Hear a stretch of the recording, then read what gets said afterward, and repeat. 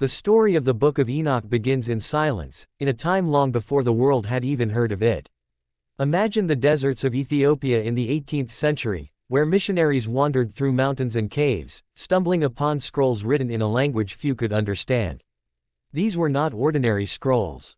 They whispered of a man who lived before the Great Flood, a man who walked with God, and vanished from earth without dying. His name was Enoch, the great-grandfather of Noah, and his book was said to contain the secrets of the heavens, the fall of the angels, and the judgment of the world. But why was such a powerful book hidden for centuries? Why was it erased from the Bible that billions follow today? To answer this, we must step into ancient history. In the Hebrew scriptures, the book of Genesis makes only a passing mention of Enoch. Enoch walked with God, and he was no more, for God took him. That single sentence became the seed for endless speculation. Did Enoch really escape death? Was he taken into another realm? Did he witness secrets of creation itself? The rabbis debated it, early Christians wondered about it, and the church fathers were divided on whether his writings should remain sacred. Eventually, the Book of Enoch was banned, declared heretical, and vanished from most of the world. Yet in the remote highlands of Ethiopia, monks had preserved it in their sacred Ge'ez language, copying it faithfully for generations.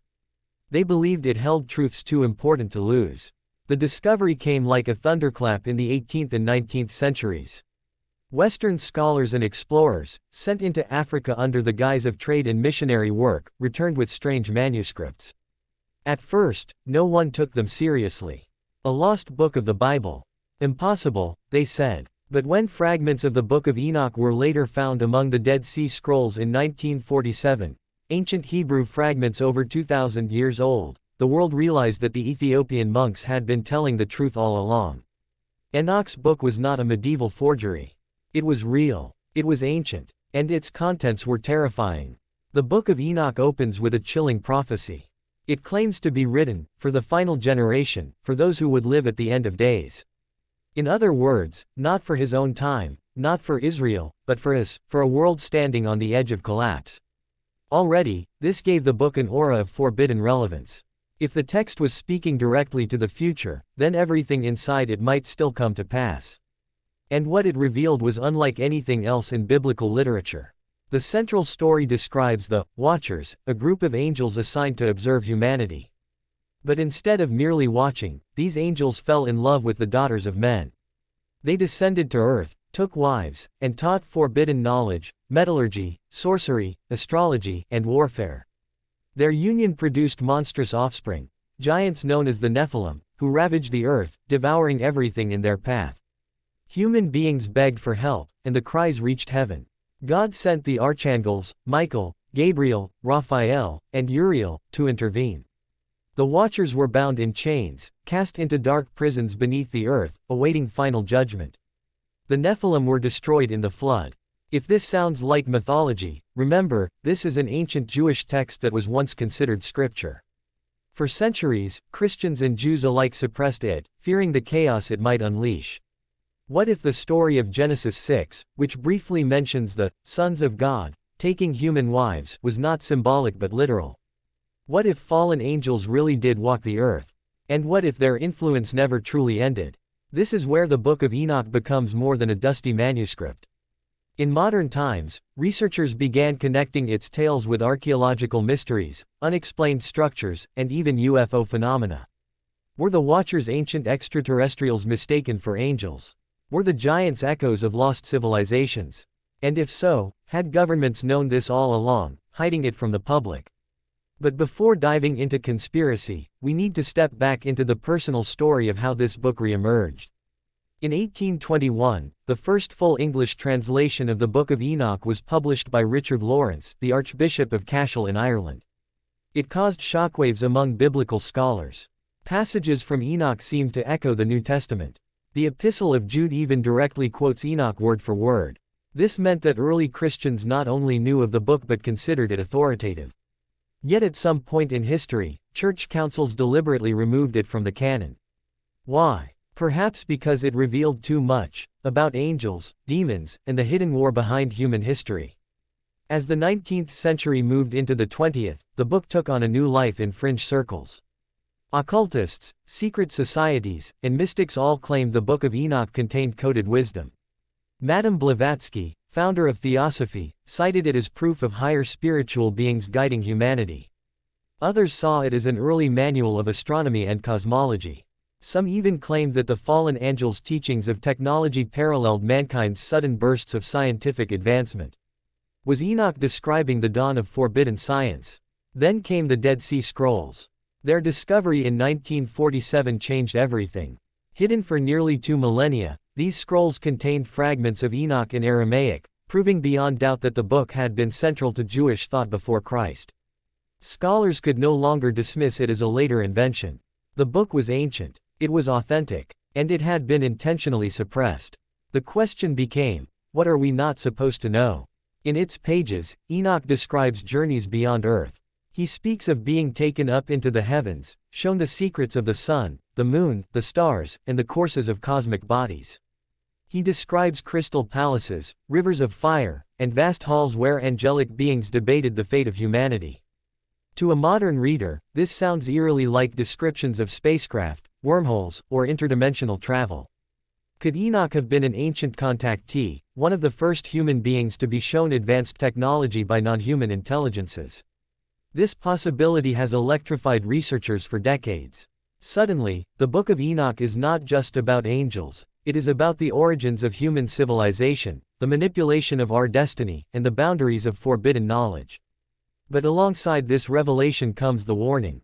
The opening lines remind us, this is for the final generation.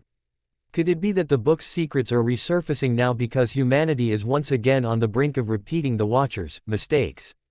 By the time the 21st century arrived, the Book of Enoch had become a sensation among truth seekers. Online forums, documentaries, and secret archives began circulating translations. Scientists who once dismissed it started noticing its parallels with modern astrophysics. The descriptions of the Earth suspended in space, the division of winds and seasons, and the cycles of stars were far more advanced than expected for a text over 2,000 years old. And then came 2025. In January of this year, a team of digital archivists and biblical researchers announced they had compiled the most complete version of the Book of Enoch ever assembled, drawn from Ethiopian manuscripts, Dead Sea fragments, and Greek translations. For the first time, the world had access to the full text, in all its variations. And within those pages, scholars claimed, were prophecies that seemed to align with our modern crises, climate disasters, wars, and the rise of global powers. When the Book of Enoch is opened, it doesn't read like the other texts of the Bible. It feels strange, almost alien, as if it were written by someone who had stepped outside the boundaries of human experience. Unlike the law codes of Moses or the parables of Jesus, Enoch's writings are filled with visions, detailed, cosmic, and terrifying. They do not simply tell a story, they transport the reader into another realm. The first major vision Enoch describes is his encounter with the Watchers, those angels who descended to earth. According to him, they were not vague spirits but beings of immense presence, dazzling and terrible in their glory. They appeared human in form but shone with a brightness beyond mortal comprehension. When they arrived, they were organized, like an army on a mission. Their leader was named Semyaza, and under him were 200 others.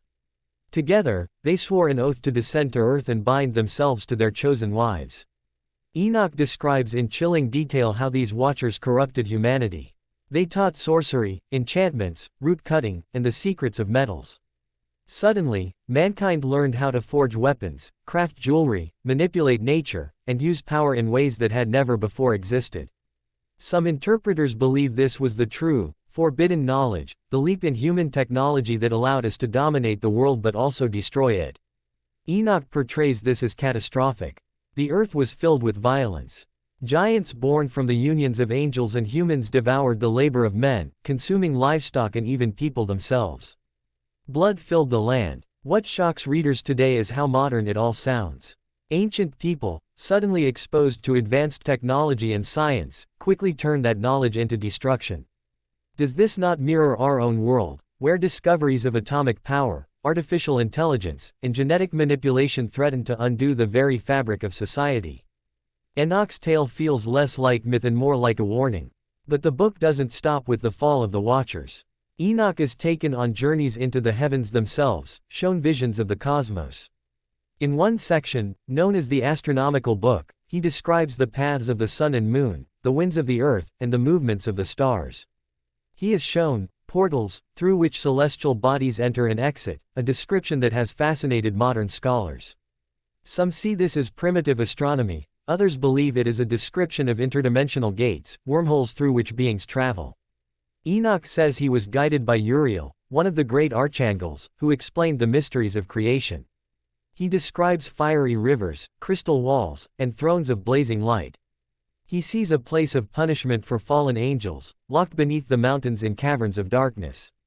He sees a great tree whose fruit grants eternal life.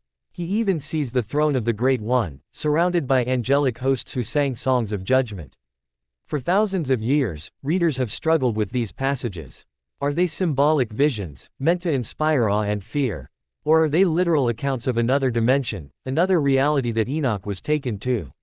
For many, the parallels with modern reports of near-death experiences, UFO abductions, and altered states of consciousness are undeniable. Could Enoch have been one of the earliest humans to step into a higher dimension? But what makes the Book of Enoch even more dangerous is its prophecy of judgment. The Watchers, it says, will not remain locked away forever. Their punishment is a warning for humanity, but their influence continues until the end of days. The Nephilim spirits, after their bodies were destroyed in the flood, became the wandering demons of the earth, restless, hungry, always seeking to corrupt mankind. In other words, Enoch connects the fall of angels not only to ancient history but to the ongoing reality of evil in the world. This section of the text has often been cited by theologians as too disturbing for mainstream religion. It paints a picture of a universe where spiritual warfare is real, where humanity is caught between the schemes of angels and demons, and where the final reckoning is inevitable. To the early church, this was too much. Such a worldview could spark panic, fear, and perhaps even heresy. Better to suppress the book than to risk its ideas spreading too far. Yet the more it was hidden, the more powerful it became. In recent years, scientists have studied the astronomical passages of Enoch with fresh eyes. Some researchers claim that his descriptions of the sun's movement through portals match seasonal solstices and equinoxes with surprising accuracy. Others have noted references to cycles of time that align with precession, the slow wobble of the Earth's axis, which modern science only confirmed much later. How could a man living before the flood know such things? This leads us to the most explosive theory of all, that Enoch was not merely a prophet but a traveler. His journeys into the heavens were not dreams or hallucinations but literal voyages into space or higher realms. Ancient astronaut theorists argue that Enoch's guides, the angels, were in fact advanced beings, showing him star maps and technologies far beyond his understanding. If true, then the Book of Enoch is not a religious myth but one of the oldest records of human contact with an extraterrestrial intelligence. And the book itself hints at this. Again and again, Enoch says he was told to write down everything for future generations. He emphasizes that his message is not for his own time but for those who would live in the end. The fact that the complete Book of Enoch resurfaced in 2025, in an age of nuclear weapons, space travel, and artificial intelligence, is chilling. Could this timing itself be part of the prophecy? Even more unsettling are the descriptions of the final judgment. Enoch foresees a time when the world will be consumed by fire, when nations will collapse, and when the righteous will rise to inherit a new earth. He speaks of a messianic figure, the Son of Man, who will sit on a throne of glory and judge both angels and humans. This figure is so close to the descriptions of Jesus in the New Testament that scholars believe early Christians may have drawn directly from Enoch. Indeed, when Jesus calls himself the Son of Man, he may be invoking Enoch's prophecy. This raises another disturbing question. If Enoch's book was so central to the early Christian worldview, why was it removed? Was it because the church wanted to distance itself from pagan, angel lore? Or was it because the book revealed too much about a cosmic battle that humanity was not ready to face? Modern readers are left with the unsettling feeling that Enoch was trying to warn us about something far bigger than religion. His visions of corrupted angels, forbidden technology, and cosmic judgment resonate with the crises of our own age. From climate catastrophe to nuclear war, from artificial intelligence to genetic engineering, we stand on the brink of unleashing forces we do not fully understand, just as humanity once did in the days of the Watchers. Perhaps that is why the Book of Enoch speaks so powerfully now. It is not just an ancient manuscript. It is a mirror that shows us what happens when knowledge is abused, when the boundary between the human and the divine is crossed, when arrogance leads us to play gods ourselves. And yet, Enoch also offers hope. He has shown that the righteous will be preserved, that a new world will be created, and that the forces of darkness will not prevail forever. In his visions, beyond the terror and fire, lies the promise of restoration. But to reach it, humanity must endure the great trial. By the time the Book of Enoch reaches its final sections, the narrative shifts from the past into a terrifying vision of the future. It is no longer about fallen angels or the corruption of humanity in ancient times. Instead, it begins to describe the great culmination of history, the final judgment, the war between light and darkness, and the destiny of the earth itself. And this, perhaps more than any other reason, is why the book was hidden for centuries. Enoch speaks of a coming day when the hidden things will be revealed, when secret knowledge will no longer belong to a few but will be poured out upon the world. In that day, he writes, the wicked will be exposed, rulers will tremble, and the powers of heaven and earth will be shaken. He describes nations collapsing under their own corruption, kings brought low by forces beyond their control, and humanity caught in a storm greater than any war. The imagery is cinematic. Enoch sees mountains melting like wax, oceans boiling with fire, and stars falling from the sky. Some interpret these as symbolic visions, but others point out their eerie similarity to modern realities. Mountains melting, glaciers collapsing under global warming, oceans boiling, pollution, acidification, or even nuclear catastrophe. Stars falling, satellites crashing, or missiles streaking through the heavens. Could Enoch have glimpsed events of our own age, described in the language of his time? What makes it even more unsettling is that Enoch links these events to the return of the Watchers' influence. Though the angels were bound, their offspring, the spirits of the Nephilim, continued to haunt the earth. He warns that they will stir again in the last days, corrupting leaders, creating chaos, and preparing the world for destruction. Imagine reading these words today, in a time when shadowy elites, secret societies, and advanced technologies seem to shape global events in ways we cannot fully see. The parallels are chilling, but the climax of the Book of Enoch is its prophecy of the Son of Man. In his vision, Enoch is shown a glorious figure, radiant as the sun, seated on a throne of judgment. This figure is given authority by the Ancient of Days, the great and eternal God, to judge not only humanity but even the angels. The fallen ones, the corrupt rulers, the demons of the earth, all will stand before him. For Christians, this is unmistakably a prophecy of Christ. Yet the Book of Enoch was written long before the birth of Jesus. How could Enoch have described him so clearly? This question lies at the heart of why the book was suppressed. If it truly predicted the coming of a messianic judge thousands of years before Christ, then it validates the Christian message in ways that are almost too powerful. On the other hand, if it was written later and falsely attributed to Enoch, then it represents one of the greatest manipulations of religious history. Either way, the book carries a dangerous weight. But here in 2025, the rediscovery of the full text has created waves across the academic, religious, and scientific world. Scholars pore over its astronomical references, finding what appear to be advanced knowledge of celestial mechanics. Theologians wrestle with its descriptions of angels, demons, and prophecy. Governments, meanwhile, have shown an uncanny interest in the book, with rumors that sections of it are being studied in secret research facilities. Why would world powers care about an ancient manuscript, unless it contains something more than myth? One possibility lies in its descriptions of time. In one passage, Enoch is shown the tablets of heaven, where all things past, present, and future are recorded. He is told that history is not random but written, unfolding according to divine design. Some see in this a metaphor for destiny. Others, however, speculate that it refers to the very fabric of time itself, that Enoch glimpsed the reality of parallel timelines, of a universe where everything is already encoded. In an age when quantum physics begins to suggest the existence of multiverses and overlapping realities, the idea that an ancient prophet saw it thousands of years ago is staggering. Enoch also describes a place of eternal imprisonment for the Watchers. He says they are held, under the mountains of the earth, in dark chambers, waiting for judgment. This image has fascinated modern researchers who point to vast unexplored caverns beneath the Earth's crust, underground anomalies in Antarctica, and mysterious signals detected from deep within the planet. Could these be echoes of the very prisons Enoch described? And if so, what would happen if those chains were ever broken? The most controversial part of the book comes in its vision of a new heaven and a new earth. After the judgment, Enoch sees the earth transformed, a world without corruption, where rivers flow with healing water, where light never fades, where death is no more. To some, this is a purely spiritual vision of paradise. To others, it hints at something extraordinary, the possibility of a new reality, a higher dimension, where humanity might one day dwell.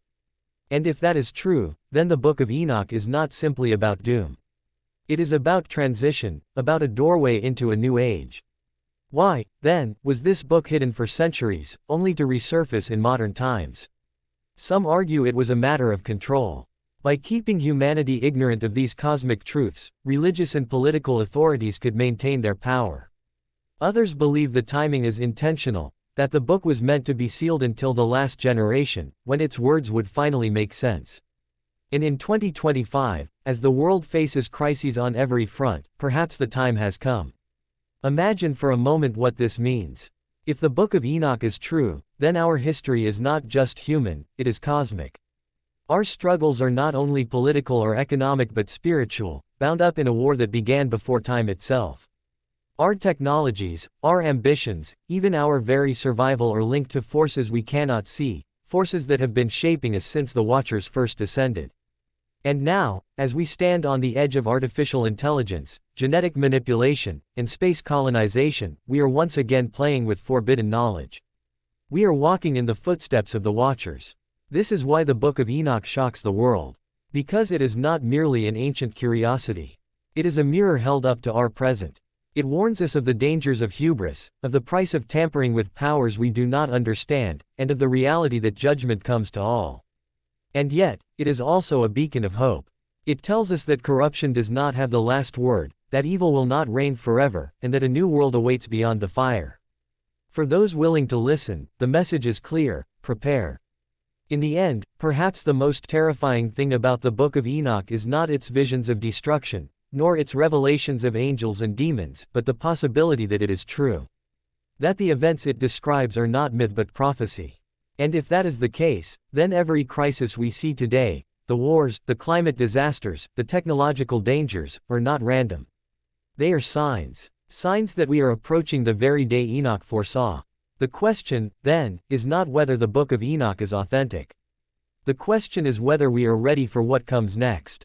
Because if Enoch was right, the final chapter of history has already begun.